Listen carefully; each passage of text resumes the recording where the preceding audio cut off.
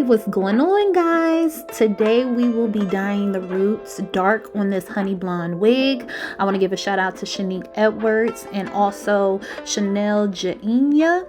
I referenced both of their techniques for this video, so let's get to it.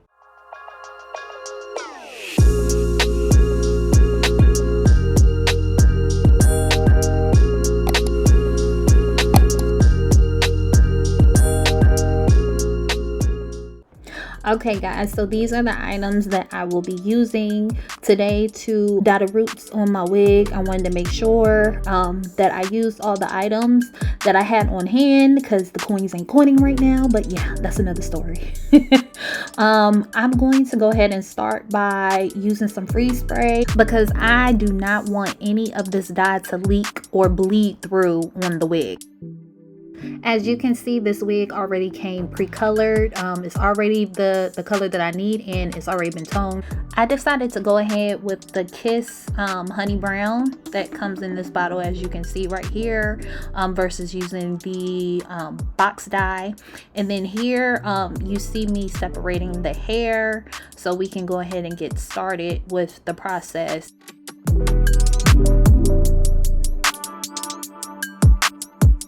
Whoops, I already forgot the gloves. Let me go ahead and put those on so I can protect my hands. Now keep in mind, I am not a professional. This is literally my first try. And I had 2 different attempts because, well, you guys are about to see, but this is the first attempt. And what I'm doing here, I am using the edge brush. I was using that to apply the hair dye because I wanted to be precise and I didn't want to make big globs of messes on the hairline, so I was trying to be very particular here. Like I said before, I referenced both Chanel and Shanique's process and how they were, you know, applying the dye to the wig, so I was trying to be very careful here. I was applying the dye to the bottom. Like every time I combed a part into the hair or into the wig, I made sure that I got the top of the hair and also the bottom each time I went through the hair.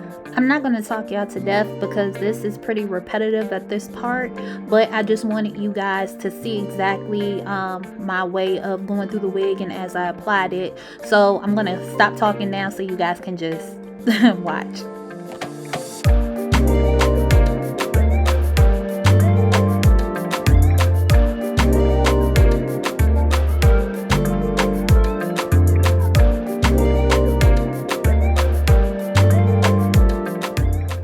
Now I ended up making a mistake in the first attempt. I ended up going a little too far down, so I ended up having to do that all the way around. Didn't really do enough processing as I needed it to because I washed it too quick. This is how the wig looks freshly washed. When she said it is very time consuming and takes a very long time, Janika won't lie. Down here, it's giving the effect that I was looking for, but hold on, I'm gonna show y'all. So I should have let it sit a little bit longer on the wig. So what I'm gonna do is I'm gonna go back in because I'm not sure if this is taken on camera very well. This was the original blonde that we started with, and that is my failed attempt. This is not giving what I wanted. This time, instead of putting the wig inside out and putting it on the wig head, I decided to go ahead and hold it up, and then I sprayed the Got2b, as you can see, I sprayed the Got2b glue on the inside of the wig, and I did about 3 layers of this.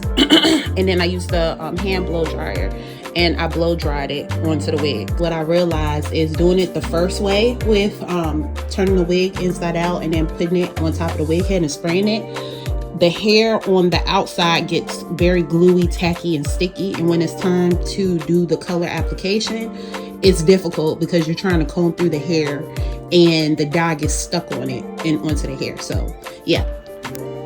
Now before I even get into it or start, it does, now that I'm looking at it, it doesn't look super bad whatsoever. It's just I would prefer this being a bit more darker at the top. It's not giving the ombre effect right up here as I want, like here. you can clearly see the ombre effect right here, but up here you can't. All right, y'all, let's go back in. This is day 2 of dyeing. I decided instead of using the edge brush a lot, well, I did on the little edge, but I decided to go ahead and use a bigger brush to get deep into exactly where I need to go. Now keep in mind, I didn't go as far down as I originally did. I just based it off of where the dark pieces were and darkening just close to the scalp of the wig. That's what I wanted to darken. And then also I made sure not to do it as a straight line, if that makes sense. I wasn't dyeing based off of a straight line. I wanted to make sure it was very natural and that the color flowed and it wasn't as harsh. Now it looks that way right here, but I didn't go as far down as you can see. And if you're wondering, I did keep this on for 10 minutes and then I rinsed it and washed it.